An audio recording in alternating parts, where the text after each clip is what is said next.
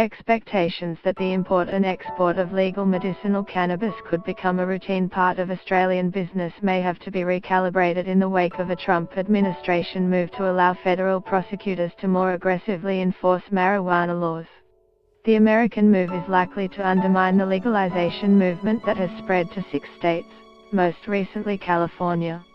The Minister for Health Greg Hunt this week announced the federal government would permit exports of Australian-manufactured medicinal cannabis products, following Canberra's decision to open Australian borders to imports. Mr. Hunt said the decision to allow exports followed extensive consultation undertaken during 2017. He said the primary reason for the green light was to ensure Australia's domestic medicinal cannabis market remained competitive, with the sector facing mounting competition from international importers.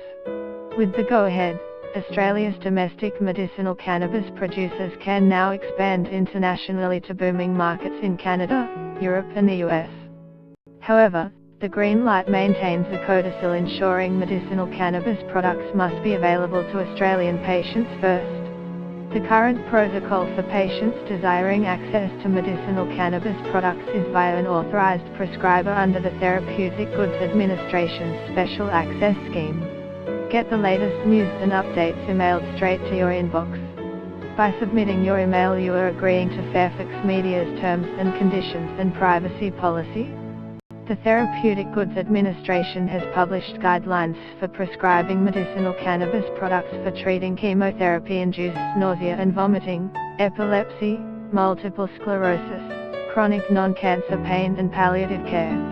However, the Trump administration has freed federal prosecutors to more aggressively enforce marijuana laws. In a move that raised doubts about the viability and growth of the burgeoning commercial marijuana industry, Attorney General Jeff Sessions rescinded an Obama-era policy that had discouraged federal prosecutors from bringing charges of marijuana-related crimes in states that have legalized sales of the drug. In a statement, Sessions said the Obama-era guidance undermined the rule of law and the Justice Department's mission to enforce federal statutes. Today's memo on federal marijuana enforcement simply directs all U.S. attorneys to use previously established prosecutorial principles that provide them all the necessary tools to disrupt criminal organizations, tackle the growing drug crisis, and thwart violent crime across our country, he said.